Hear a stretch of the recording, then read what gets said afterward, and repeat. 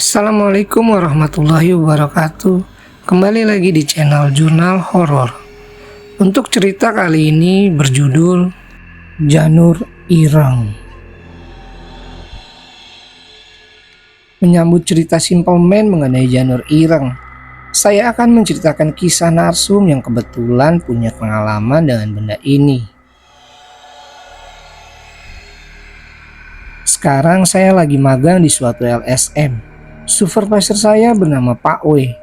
Kebetulan dia pernah mengalami suatu kejadian yang melibatkan daun kelapa berwarna hitam atau janur ireng. Ketika saya bertanya apa itu janur ireng, beliau meminta agar tidak meniru kesalahan temannya di masa lalu. Bukan janurnya yang nakal, tapi manusia tersebut mencari gara-gara. Apa janur ireng berbahaya? Saya membaca cerita milik Simple Man, katanya ini bisa dipakai buat santet.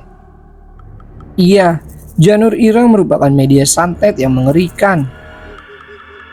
Dik, saya harap setelah mendengar cerita ini, kamu tidak akan mengulang kesalahan yang sama seperti teman saya. Begitu nasihat Pak W. Mata beliau menerawang ke tragedi gelap di masa mudanya. Sekitar tahun 80-an. Arus imigrasi dalam Nusantara masih cukup pesat. Semua orang menjadi saling mengenal satu sama lain, walaupun berbeda suku, ras, dan agama.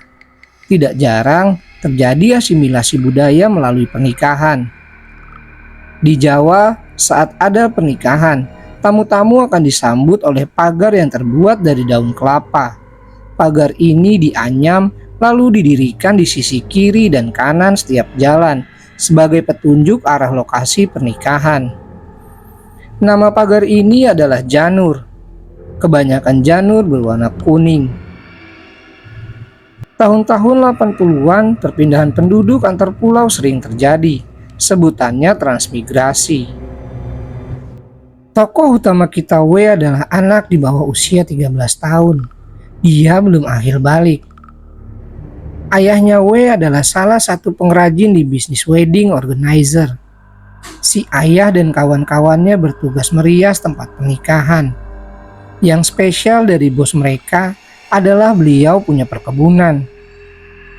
Bos ayahnya W adalah seseorang dengan pandangan ekonomis.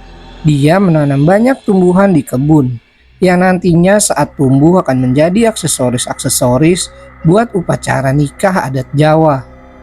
Ketika pengusaha lain membeli tanah untuk bikin gedung, bos beli tanah buat bahan dasar bisnis. Keluarga W tinggal di Jawa Timur. Meskipun pengaruh agama-agama Asia Timur sudah merambat ke pemerintahan, masih banyak warga yang memilih untuk mempertahankan kejawen. Ayah dan ibu W sudah melepas kejawen, namun pengetahuan tentang aliran ini masih melekat di kepala mereka. Suatu hari di musim yang cukup populer bagi orang-orang di kota buat bikin kondangan, bos mendapat request dari tamu yang eksentrik. Tamu ini adalah WNA yang menikahi gadis pribumi. Dia ingin upacara nikah diadakan pakai adat Jawa Timur, dengan syarat janur harus berwarna hitam. Si bos kaget. Semua orang di tanah Jawa seusianya tahu janur hitam atau janur ireng bukan benda yang baik. Dikabarkan benda ini dapat membawa malapetaka.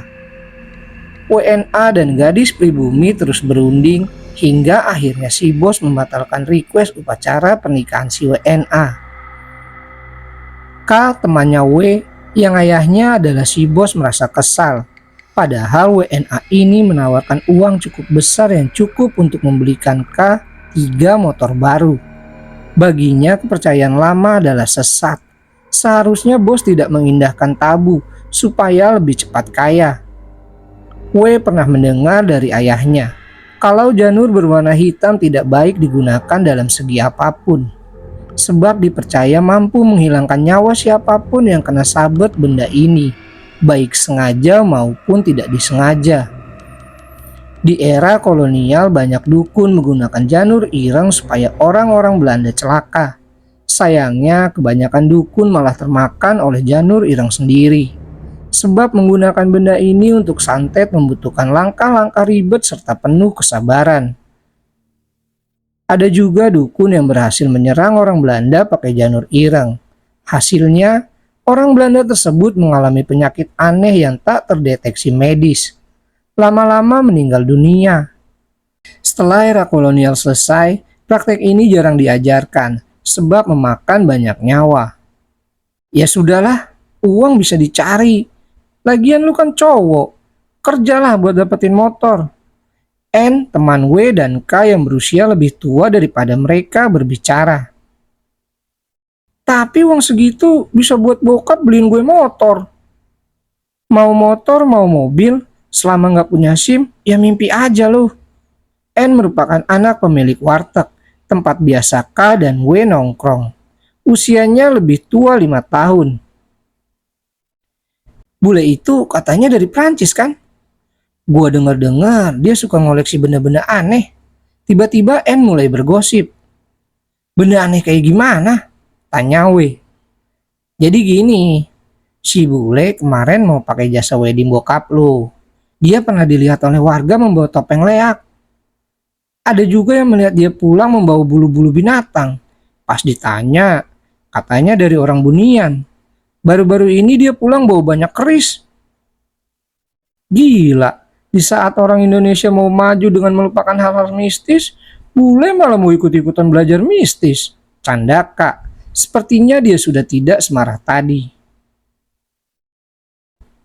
Hahaha, bener banget. Bisa jadi dia minta bapak kalian pakai janur ireng buat koleksi. Ledek N. Halah, paling itu bule mau pakai barang-barang sesat buat ngawinin para kembang desa. Celetuk seseorang dari luar yang baru masuk ke dalam warteg. Orang ini adalah B, teman yang Pak W ceritakan ke saya dulu pernah mencari gara-gara menggunakan janur ireng. B berusia setahun lebih muda daripada N. Ayahnya seorang supir mobil milik PNS di daerah mereka. Mukanya terlihat tidak senang. Bule Prancis itu, kalian tahu tidak kalau dia akan menikahi pribumi kembang desa di kampung D? Tahu, jawab mereka kompak. Tapi kemarin gue lihat dia ngerangkul kembang desa dari kampung A. Kalau bukan dia, kembang desa dari kampung C. Sedangkan calon istrinya cuma digandeng aja. Jelas B jijik. Di antara mereka, B adalah anak yang paling tidak suka pada orang Barat. Menurut B, semua orang Barat itu sama. Mereka mau menguasai tanah air dan menanamkan sistem kerja paksa apabila orang Indonesia lengah. Maklum, kakek nenek buyut B mati memberontak pemerintah Hindia Belanda. Mau gimana lagi, si bule kan kaya raya. Siapa sih perawan yang gak mau nikah sama dia? Celetuk kah? Ini nggak bisa dibiarkan. Kita harus membersihkan si bule jahanam itu dari daerah ini. Pikir dulu, B. Bule di daerah kita banyak. Masa semuanya mau diusir? Kata N. Tapi kita harus menyelamatkan si kembang desa yang mau dinikahi. Gadis itu pasti dimantrai. Kalau dia memang dimantrai, bokap gua bisa lihat. W berusaha meredamkan asumsi emosional B. Kalian masa nggak ada yang mau menyelamatkan negeri ini sih? Tanya B kesal. B, sebenci-bencinya lu sama orang Barat, kalau kembang desa itu memang mau sama dia ya biarin aja. Gue paham, lu naksir sama itu kembang desa. Masalahnya keluarga itu cewek udah setuju dia kawin sama si bule. Nasihat N. Kesal melihat teman-temannya agak masa bodoh, B meninggalkan warteg. WNA Prancis yang tadi dibicarakan tidak berhasil menemukan wedding planner yang bersedia memakai janur ireng. Mau tidak mau, dia menikah memakai janur biasa. Memakai jasa ayahnya K yang cukup murah dibandingkan wedding organizer lain. Sebelum kita lanjut ke ceritanya, bagi teman-teman yang belum subscribe channel ini, jangan lupa untuk subscribe terlebih dahulu agar channel ini bisa lebih berkembang. Dan jangan lupa untuk menyalakan lonceng notifikasinya agar tidak ketinggalan cerita-cerita menarik lainnya. Pesta nikah dilaksanakan di rumah sang WNA Prancis. Kita panggil namanya Rick. Selama proses persiapan nikah, Is, nama calon istrinya Rick, dipingit di rumah orang tuanya. Rick sangat menyukai anak-anak. Ketika bos membawa K, sang WNA langsung mengajak K duduk menikmati jus jeruk. K memperhatikan perabotan di rumah Rick. Betul gosip-gosip yang didengar oleh N. Rumah sang WNA penuh dengan benda-benda mistis. Mister, kenapa banyak barang-barang kayak gini? Tanya N penasaran. Rick sudah lama tinggal di Jawa Timur, sehingga cukup memahami perkataan N. Saya suka pada kebudayaan kalian. Orang Indonesia tidak pernah melepas aspek alam lain pada atribut kebudayaan. Bahkan, upacara adat kalian masih memberikan kesan menghormati makhluk halus. Jawab Rick. Jadi bangga saya, kata si bos yang ikut duduk bersama K dan Rick di sofa.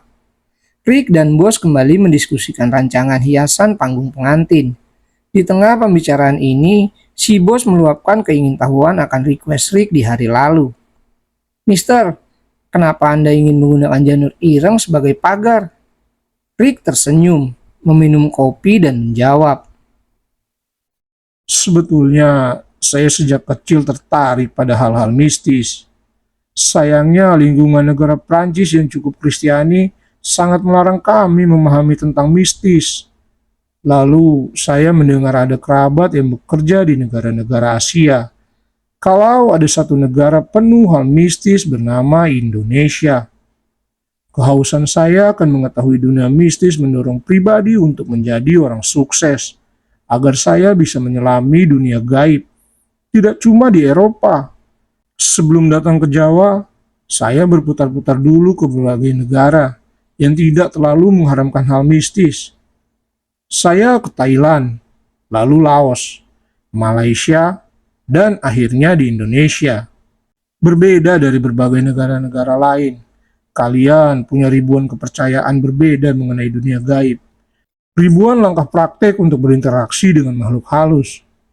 Selama saya tinggal di Indonesia, saya mempelajari ilmu gaib sambil menjalankan bisnis. Ilmu pertama adalah adat Jawa. Lalu saya mulai belajar adat Sulawesi. Lalu saya belajar adat Nusa Tenggara, dan lain-lain. Hingga sekarang saya merasa masih banyak adat yang bisa dipelajari di sini. Saya memilih untuk tinggal di Pulau Jawa karena bahan baku bisnis paling banyak ada di sini. Namun, lokasi tidak menghalangi saya untuk mendapatkan benda-benda berbau mistis dari pulau-pulau lain. Nah, benda yang tadi adik N lihat itu dari Nusa Tenggara.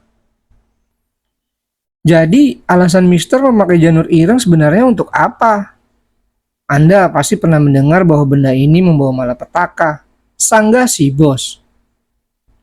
Betul sekali. Janur ireng sering dipakai di berbagai acara di Pulau Jawa saat warga masih hidup berdampingan dengan makhluk halus. Tujuan dari janur ireng adalah memberikan arah di jalan bagi makhluk halus ke lokasi acara yang mengizinkan mereka masuk gratis tanpa harus membayar sesuatu ke tuan rumah. Jelas, Rick. Sayangnya, beberapa orang berilmu menemukan bahwa janur ireng memiliki energi besar. Energi besar sekuat puluhan, bahkan ratusan energi makhluk halus. Mereka pun menggunakan janur ireng sebagai media kurang baik, sebab dibandingkan ilmu spiritual yang membantu orang lain, ilmu spiritual yang digunakan untuk mencelakakan orang lain butuh energi lebih besar. Dulu, saat kerajaan Jawa masih terpecah belah, para kesatria menggunakan janur ireng sebagai senjata untuk menghapus ilmu kebal kesatria dari kerajaan musuh. Janur ireng juga bisa digunakan sebagai bahan dasar santet berbahaya yang sulit terdeteksi. Si bos dan K terdiam mendengar penjelasan Rick. Pengetahuan sang WNA tentang janur ireng rupanya lebih luas dibandingkan mereka. Orang-orang Jawa mulai menganggap janur ireng berbahaya, sehingga mereka melarang penggunaan benda ini pada semua pesta adat. Alasan saya ingin menggunakan janur ireng adalah karena saya mau mengundang makhluk halus di tanah Jawa menikmati hari bahagia saya dan Is. Tapi jika para wedding organizer tidak bersedia, ya mau bagaimana lagi? Rick mengakhiri penjelasannya. Cerita Rick mengenai janur Ireng betul-betul berkesan bagi K. Setelah si bos membawa anaknya pulang, esok hari K menjelaskan pengetahuan soal benda ini kepada W, N, dan B. Artinya janur Ireng tidak berbahaya selama manusia yang pakai punya maksud baik, anggap W. Tapi bagaimanapun juga benda berwarna hitam suka membawa kesialan. Jadi sebaiknya tetap hindari janur berwarna ireng. Nasihat N kepada teman-temannya. W menoleh ke arah B. Entah kenapa terdapat perasaan ganjil melihat wajah berseri B. B berasal dari keluarga besar yang masih memegang ilmu kejawen. Sejak generasi kakek buyut, keluarga B sangat dilarang untuk belajar ilmu santet. Karena ilmu kejawen aliran mereka menekankan pada harmonisasi sesama manusia. B sebagai anak muda memiliki sifat melawan. Ayah B pernah menangkap sang anak mencoba ilmu santet kepada seekor kambing. Santet tersebut gagal dan B dipukul lalu dimarahi habis-habisan agar tidak pernah lagi belajar santet. Mendengar benda janur ireng yang katanya sangat kuat, tentu ada rasa penasaran untuk menggunakan. Mata B melihat ke arah rumah Rick. Ada rasa ingin memusnahkan sang WNA. Jika Rick mati, Is akan menjadi pengantin wanita yang tinggal mati. Nama Is akan buruk di kampungnya. Dan B punya kesempatan mendekati Is sebagai pria baik hati. Satu hal yang B tidak ketahui adalah benda-benda di rumah Rick. Satu hal yang B tidak ketahui adalah benda-benda di rumah Rick didapatkan dari berbagai daerah di Indonesia. Sebagian dari benda tersebut memiliki fungsi melindungi tuan rumah. Juga ada satu rahasia gelap pada diri Rick. 2 hari setelah berkumpul bersama K, W, dan N, si B berencana mencari janur ireng. Kebun paling dekat di rumahnya adalah milik ayahnya K. Berhubungan si bos sudah mengenal B, dia mengizinkan anak ini mengambil tumbuhan apapun selama tidak berlebihan. Pencarian janur ireng dilakukan dari pagi hingga sore. W dimintai oleh ibunya B memanggil anak tersebut pulang sebelum maghrib. W pun masuk ke dalam kebun milik bos. "Woi, di mana lo?" "Si W ya? Gua di sini," jawab K di kejauhan. W mendengar suara langkah kaki mendekatinya. Betapa terkejutnya W melihat K memegang semacam daun kelapa berwarna agak kehitaman. "B, itu janur ireng ya?" tanya W shock. "Iya dong." "Mau lu pakai buat apa?" "Gue mau nyantet si bule busuk." "Gila lu B, si bule gak salah apa-apa sama lu malah mau diganggu," omel W kepada B. "Halah bocah, diem aja lu. Gue melakukan ini demi keselamatan kita dari kerja paksa," balas B ketus.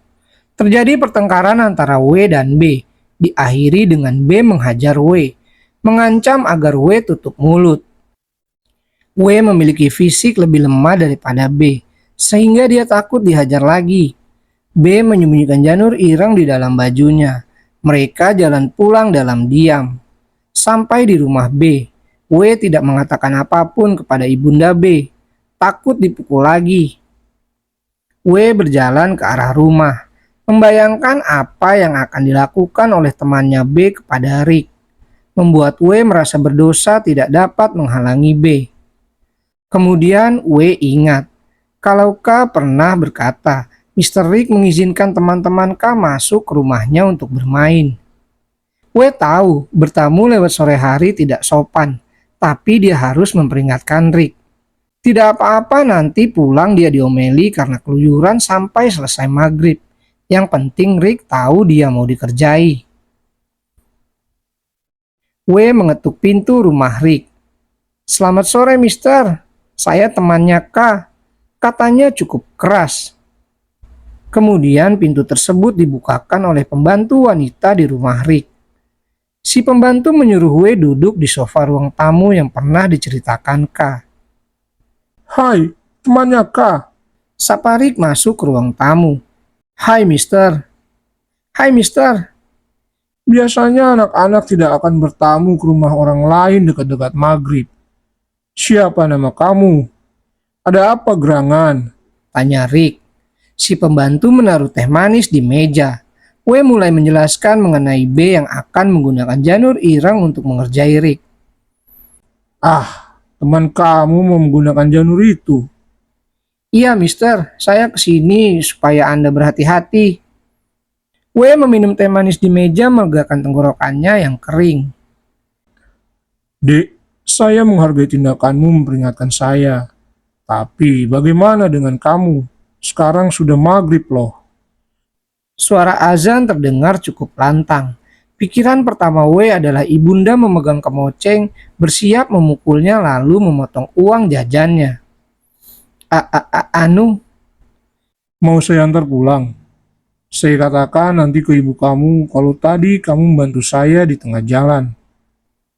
boleh mister. Sebelumnya lebih baik kamu makan dulu. Supaya jika ibumu tetap mengomelimu, perutmu sudah kenyang. Saya boleh sholat dulu. Boleh, pembantu saya banyak yang beragama Islam. Kamu pinjam saja sejadah dari mereka. W pun mengambil wudhu, meminjam sejadah dan sarung dari pembantu laki-laki, menjalankan sholat maghrib, lalu berdoa sebelum mengakhiri sholat agar ibunya tidak memotong uang jajannya dan berdoa supaya B tidak jadi mengerjai Rick. Selesai sholat, W diajak ke ruang makan. Di ruang makan berbagai masakan khas rumahan sudah tersedia.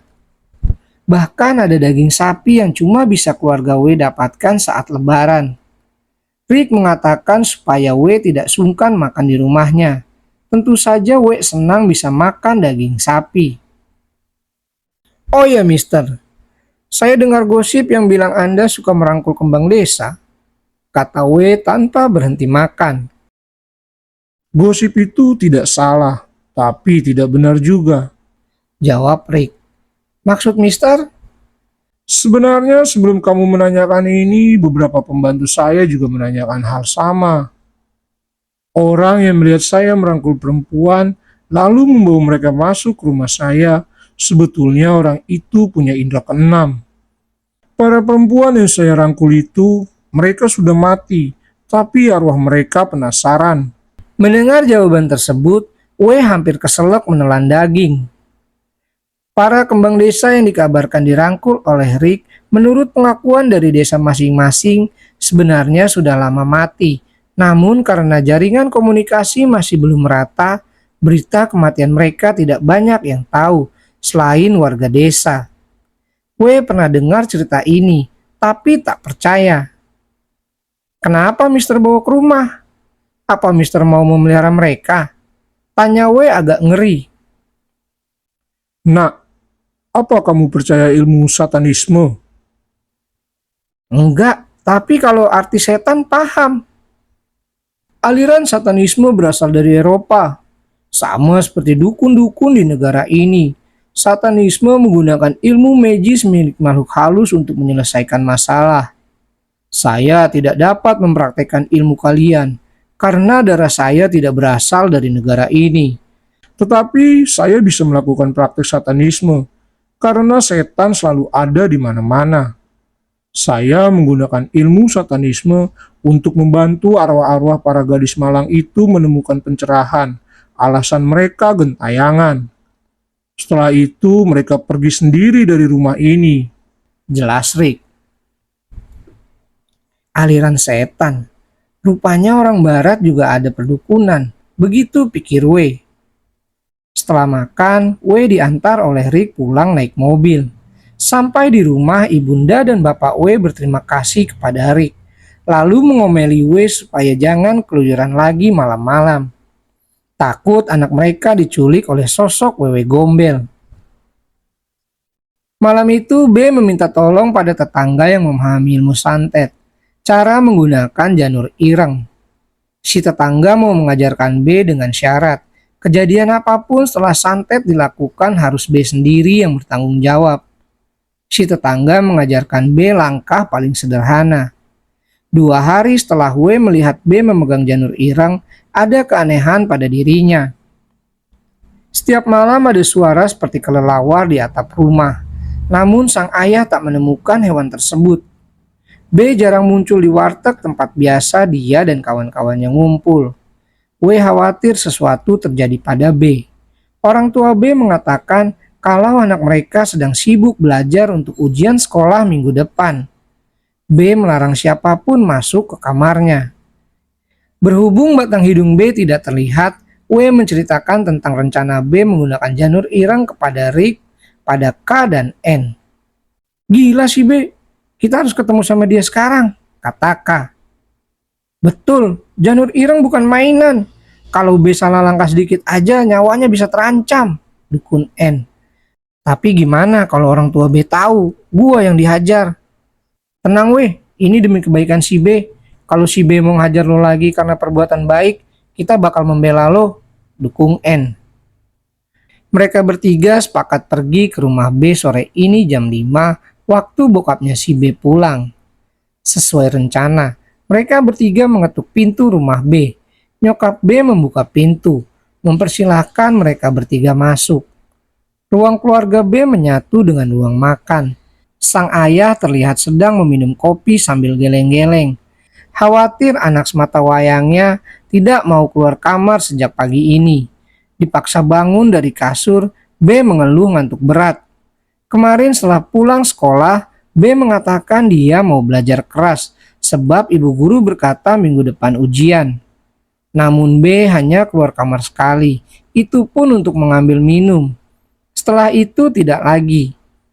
K merasa ada keganjilan. Meminta izin pada orang tua B untuk masuk ke kamar B. Kata mereka si B mengunci kamar dari dalam.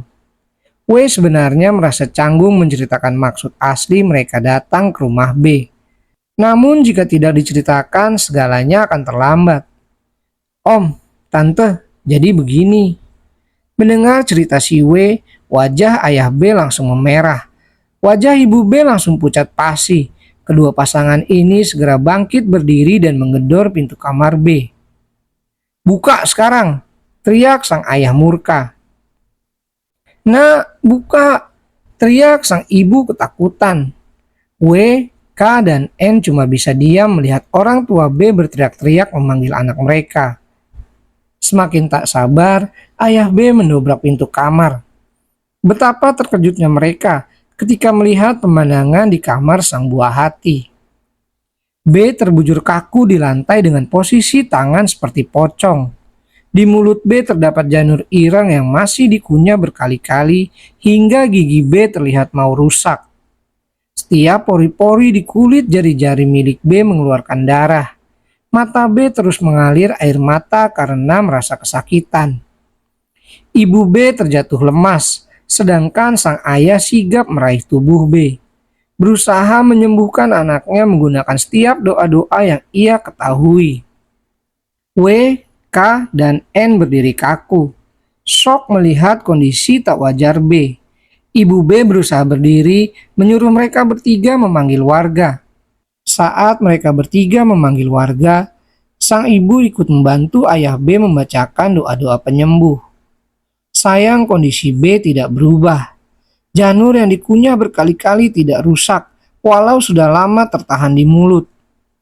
Ayah B mengambil janur ireng susah payah dari mulut B. Para warga datang, termasuk orang tuanya W. Setelah janur ireng dikeluarkan dari mulut B, anak itu berhenti mengunyah. Pori-pori di kulit jari masih mengeluarkan darah. Sang ayah yang sudah buntu akhirnya meminta warga meminjamkan tenaga untuk membawa B ke kampung sebelah. Kampung sebelah adalah tempat keluarga besar B tinggal. Posisi tubuh B yang mirip pocong tidak dapat diubah. Tak peduli sekeras apa warga berusaha menarik lengan B. Warga yang punya mobil segera memasukkan B ke kursi tengah. Orang tuanya mengikuti mobil tersebut menggunakan motor. Selama proses memindahkan B ke kampung sebelah, warga yang mengendarai kerap mendengar suara-suara aneh di atap mobil, seperti suara kelelawar di atas genteng. W, K dan N tidak ikut ke kampung sebelah. Mereka diajak warga-warga lain ke masjid untuk mendoakan kesembuhan B. Seminggu berlalu, keluarga B masih ada di kampung sebelah. Menurut warga sekitar, kondisi B sudah cukup membaik. Dia bisa menggerakkan tubuh secara normal, tetapi darah masih keluar dari pori-pori di kulit jari. W teringat pembicaraan antara dia dan Rick. Satanisme. Sejak hari W menangkap B mengambil janur irang, suara kelelawar terus muncul di malam hari. Banyak yang bilang suara kelelawar memiliki arti bahwa seseorang dalam suatu rumah mau disantet, tetapi santet itu tidak bisa masuk. Semakin kondisi B membaik, semakin jarang suara kelelawar terdengar. Mungkinkah Rick tahu sesuatu? Baru saja W berencana mengajak K ke rumah Rick. Tiba-tiba pintu rumahnya diketuk oleh tamu. Saat ibu W membukakan pintu masuk, rupanya tamu mereka adalah Rick sang WNA. Ibu W yang mengenal Rick sebagai orang baik yang mengantar anaknya pulang 9 hari lalu mengizinkan Rick masuk. Mereka berbincang basa-basi sebentar, lalu Rick berkata kepada W. Saya bersyukur kamu tidak menolak ajakan makan di rumah saya hari itu. Ah iya, anak saya makan malam di rumah Mister. Memang ada apa?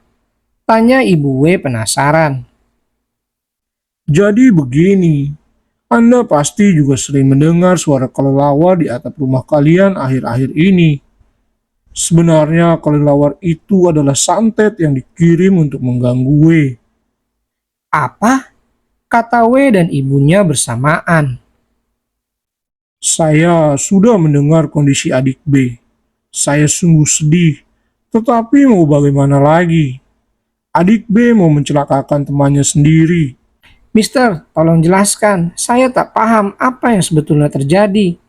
Paksa ibu W.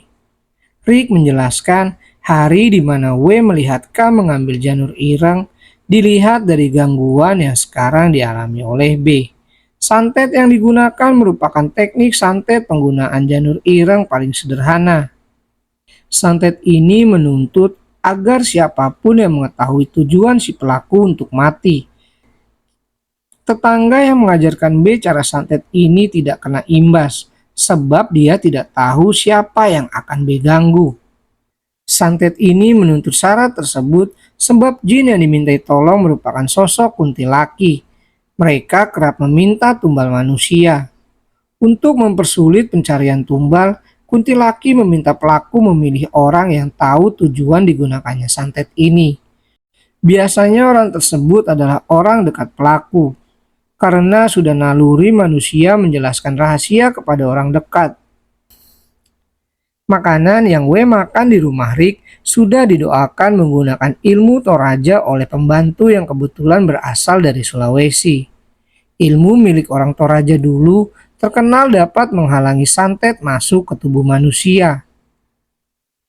Adik W juga tahu kan saya percaya satanisme. Iya, Mister. Begini dek, setinggi-tingginya langit, pasti ada langit lagi.